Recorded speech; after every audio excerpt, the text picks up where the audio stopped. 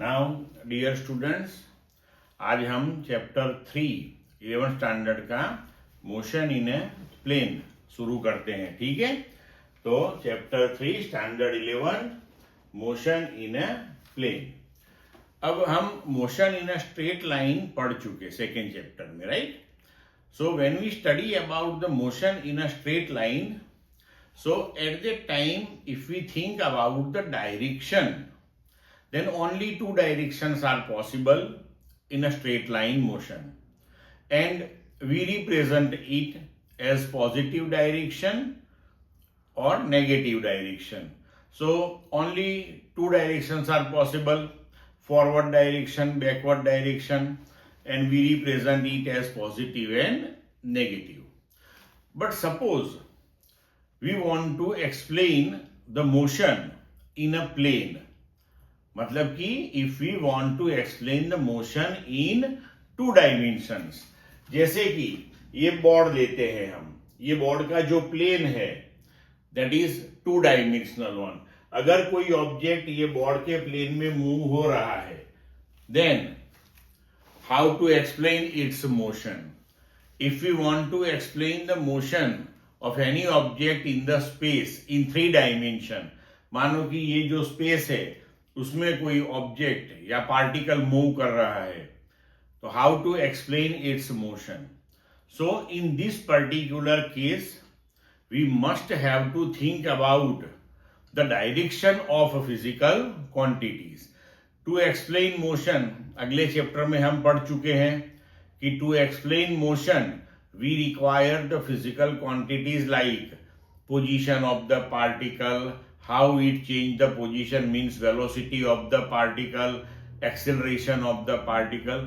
तो हमें यहाँ पे all these physical quantities to explain the motion we have to consider it in vector form।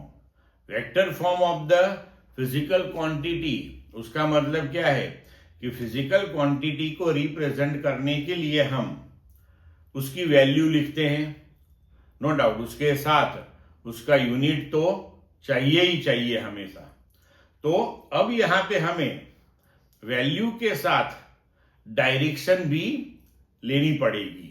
अब देखो क्यों लेनी पड़ती है, एक एग्जांपल लेके हम समझते हैं। जैसे मानो कि हमारे पास एक पार्टिकल है, पार्टिकल ये पोजीशन पे है। मानो कि ये पार्टिकल 5 सेंटीमीटर पर सेकंड की वेलोसिटी से मूव कर रहा है।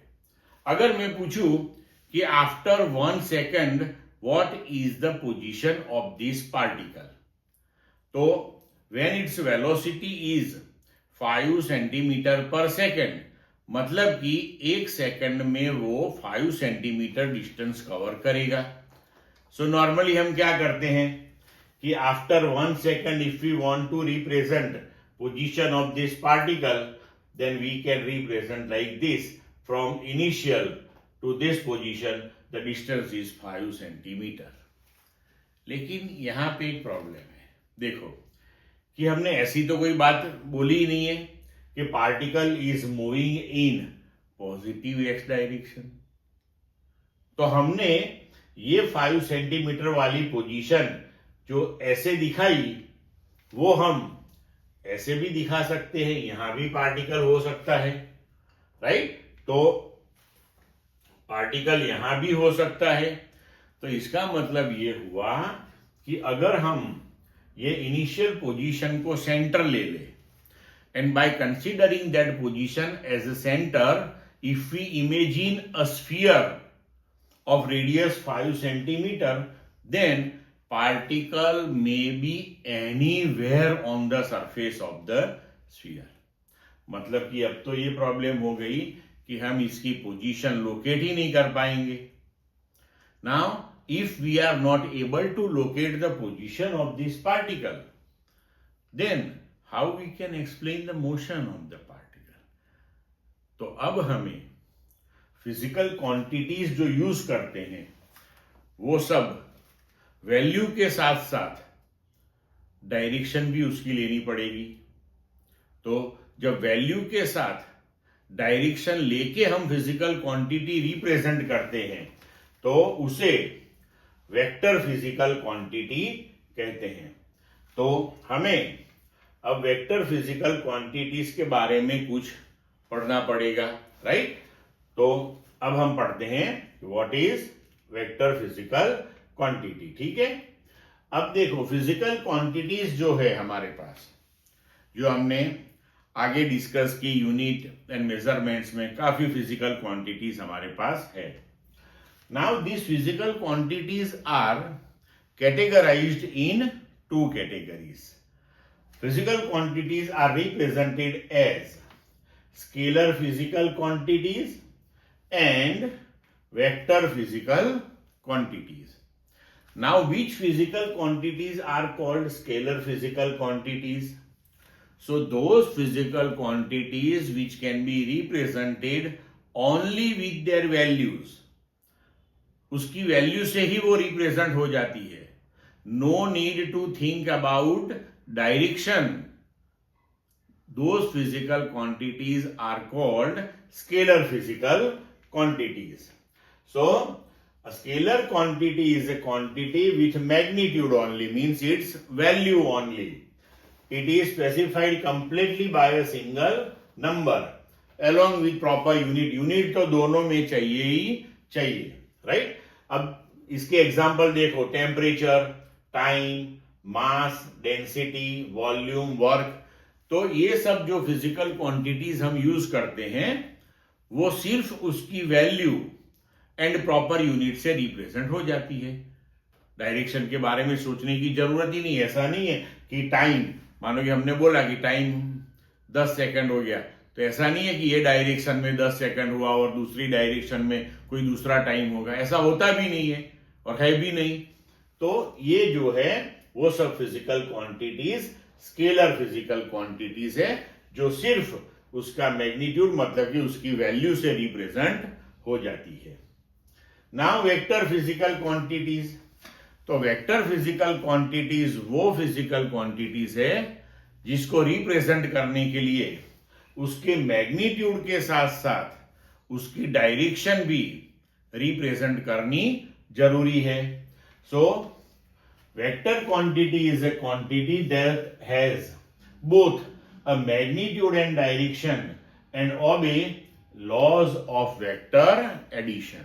तो ये जो फिजिकल क्वांटिटीज है वो मैग्नीट्यूड एंड डायरेक्शन दोनों के साथ रिप्रेजेंट होती है। यहां भी यूनिट तो चाहिए ही चाहिए, यूनिट तो लगेगा, right. And they also obey the law of vector addition. तो ये वेक्टर एडिशन और वो सब कैसे होता है वो हम आगे पढ़ेंगे, ठीक है। और इसके एग्जांपल्स है velocity, acceleration, force, torque, area, displacement. तो ये सब जो फिजिकल क्वांटिटीज है वो मैग्नीट्यूड के साथ साथ उसकी डायरेक्शन से ही रिप्रेजेंट होती है। तो ये जो क्वांटिटीज है वो वेक्टर फिजिकल क्वांटिटीज है, राइट। अब वेक्टर रिप्रेजेंट कैसे करते हैं हम? तो किसी भी फिजिकल क्वांटिटी के लिए हम सिंबल यूज करते हैं, जैसे कि वेलोसिटी के लिए v, फोर्स के लिए F, वर्क के लिए W, पावर के लिए P। ये सब हम यूज करते हैं different symbols for different physical quantities. तो अब इसमें जो हमने बोला उसमें पावर स्केलर क्वांटिटी है, तो स्केलर क्वांटिटी को जब हम रिप्रेजेंट करते हैं तो सिंपली उसका सिंबल हम रख देते हैं, राइट। बट जब वेक्टर क्वांटिटी को रिप्रेजेंट करना होता है तब उसका जो सिंबल है उसके ऊपर ऐसे हम एरो लगाते हैं, जैसे कि हमने यहां पे ये किया हुआ है, ठीक है। तो ये फिजिकल क्वांटिटी जो है उसको सिंबल और उसके ऊपर एरो के साथ रिप्रेजेंट करते हैं, राइट। टेक्स्ट बुक में हम फिजिकल क्वांटिटी का जो सिंबल है वो बोल्ड लेटर में यूज करते हैं, लेकिन लिखने में हम सप्लीमेंट्री में बोर्ड लेटर कैसे बनाने बैठेंगे, राइट?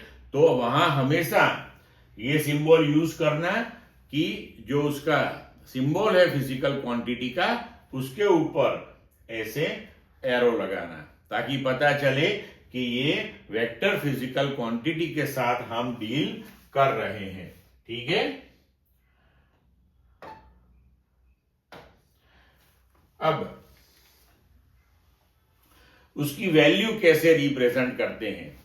तो किसी भी फिजिकल क्वांटिटी की जो वैल्यू है, जो उसका मैग्नीट्यूड है, उसको रिप्रेजेंट करने के लिए हम उसका जो सिंबल है उसे ऐसे मोड में रखते हैं, या तो फिर सिंपली वो फिजिकल क्वांटिटी का सिंबल ही रख दो। अगर फोर्स की वैल्यू दिखानी है तो सिंपली F लिख दो, वेलोसिटी के लिए V लिख लो, एक्सीलरेशन के लिए A लिख लो, या तो फिर उसके ऊपर एरो लगा के उसको मोड में लिख लो ऐसे। तो इसका मतलब ये हुआ कि now we are dealing with value of the physical quantity, मतलब कि अब हम उसका मैग्नीट्यूड या तो उसकी वैल्यू रिप्रेजेंट कर रहे हैं। ठीक है, अब वेक्टर का ग्राफिकल प्रेजेंटेशन हम कैसे करते हैं? ठीक है, तो फिजिकल क्वांटिटी जिस डायरेक्शन में इफेक्टिव है उस डायरेक्शन में हम ऐसे एरो बनाते हैं, राइट? तो इस तरीके से हम उसका ग्राफिकल प्रेजेंटेशन करते हैं। ये जो हमने एरो बनाया उसका ये पार्ट जो है उसे बोलते हैं हेड, और ये जो पीछे वाला पार्ट है उसको बोलते हैं टेल। अब यहां पे एक चीज और भी है कि ये जो एरो हमने यहां प्रिपेयर किया उसकी लेंथ कितनी रखेंगे हम, राइट? तो किसी भी लेंथ का एरो बनाना है ऐसा नहीं है। यहां पे ये एरो की जो लेंथ है वो फिजिकल क्वांटिटी का जो मैग्नीट्यूड है, जो वैल्यू है, उसके प्रोपोर्शनेट में स्केलिंग करके हम लेते हैं। इसका मतलब ये हुआ कि मानो कि ये जो वेक्टर हमने बनाया वो फोर्स का वेक्टर है, और मानो कि फोर्स की जो वैल्यू है वो 5 न्यूटन है। तो अब हम यहां पे स्केलिंग कैसे करेंगे कि 1 सेंटीमीटर इक्वल टू 1 न्यूटन। तो इसका मतलब ये हुआ कि 5 newton that is equal to 5 centimetre, ये स्केलिंग हो गया उसका। तो अब हम ये जो एरो हमने प्रिपेयर किया उसकी लेंथ हम रखेंगे 5 सेंटीमीटर। आई समझ में बात बच्चों? क्लियर?